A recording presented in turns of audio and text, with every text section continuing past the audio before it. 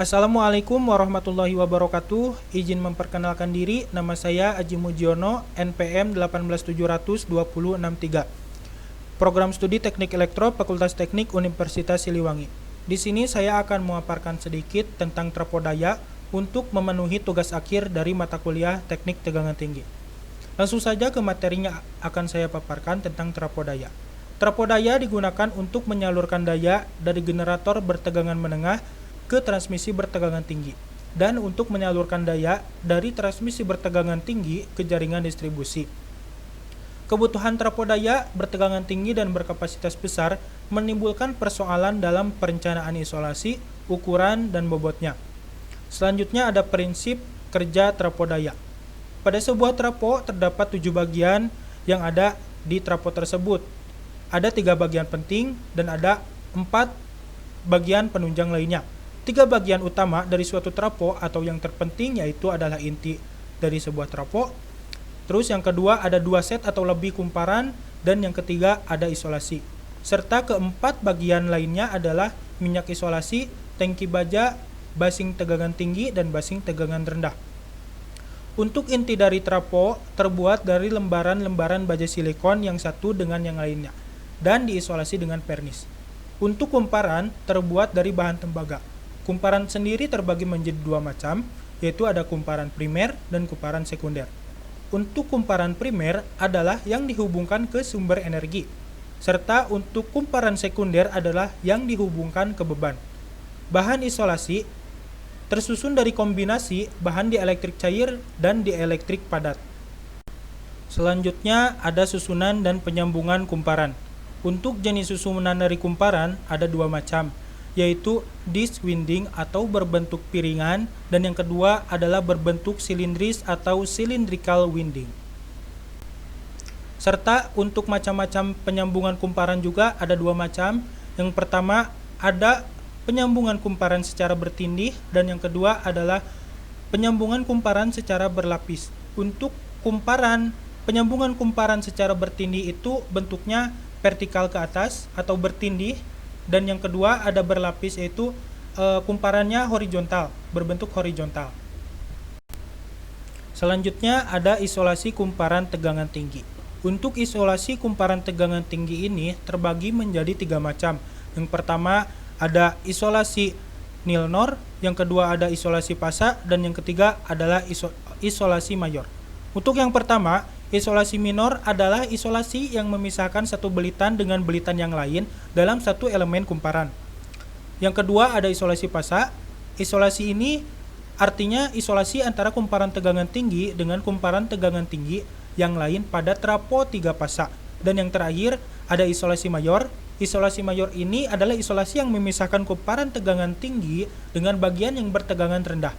Nah, untuk isolasi mayor sendiri ini terbagi lagi menjadi 2 macam, yaitu ada isolasi utama dan yang kedua ada isolasi gandar. Untuk isolasi utama yang memisahkan kumparan tegangan tinggi dengan kumparan tegangan rendah. Dan untuk isolasi gandar yaitu yang memisahkan belitan tegangan tinggi dengan gandar.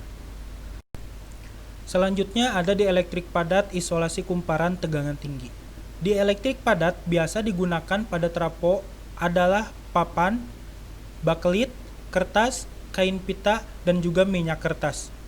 Untuk dieelektrik padat, pada trapodaya dibedakan dari pembungkus, lapisan isolasi, dan juga partisi. Untuk perkiraan distribusi tegangan awal, secara teori distribusi tegangan pada kumparan tegangan inti ketika T sama dengan 0. Biasanya ini disebut dengan distribusi tegangan awal. Kelebihan tekanan elektrik dapat juga dikurangi dengan meratakan distribusi tegangan awal. Konsep pemerataan distribusi tegangan pada kumparan trapo daya dengan pemerataan distribusi tegangan pada isolasi rantai. Pada isolasi rantai, pemerataannya dibagi menjadi 3 bagian. Yang pertama adalah menambah kapasitansi antara terminal tegangan dengan persambungan 2 unit isolator. Yang kedua, memparalelkan suatu kapasitor dengan kapasitansi antara belitan, maka kapasitansi total antara belitan C semakin besar, sehingga keras makin kecil. Dan yang ketiga, adalah membuat kumparan tegangan tinggi terdiri dari beberapa lapis kumparan silinder konsentris. Untuk pendinginan, trapodaya apabila dilihat dari sirkulasi minyak dalam trapo dibagi menjadi dua jenis. Yang pertama ada minyak bersirkulasi sendiri atau sebagai media yang merendam inti dan kumparan trapo atau oil immersed. Dan yang kedua ada minyak bersirkulasi paksa atau immersed oil. Ini berarti minyak dalam trapo bersirkulasi atas bantuan pompa. Dan yang kedua, apabila dilihat dari metode penghantaran panas dan minyak ke udara bebas.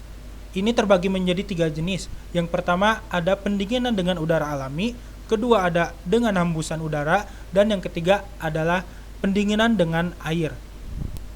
Dan yang terakhir ada pengujian trapodaya. Untuk pengujian trapodaya sendiri dibagi menjadi tiga jenis. Yang pertama ada uji rutin, yang kedua ada uji jenis, dan yang ketiga ada uji tambahan.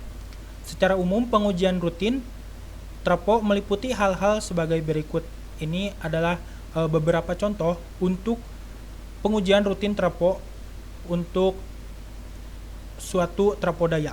Yang pertama ada pengukuran resistansi belitan, yang kedua ada pengukuran rasio, polaritas, dan hubungan fasa, yang ketiga ada impedansi hubungan singkat, yang keempat ada rugi-rugi berbeban, kelima ada rugi beban nol dan arus beban nol, keenam ada resistansi isolasi, ketujuh ada pengujian ketahanan tegangan lebih dengan induksi, dan yang terakhir ada pengujian tegangan dengan sumber terpisah.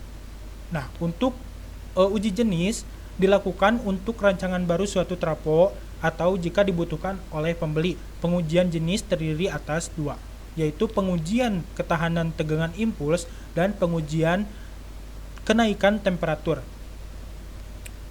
Mungkin sekian yang bisa saya paparkan. Kurang lebihnya saya meminta maaf atas kesalahan kata yang ada dalam video ini.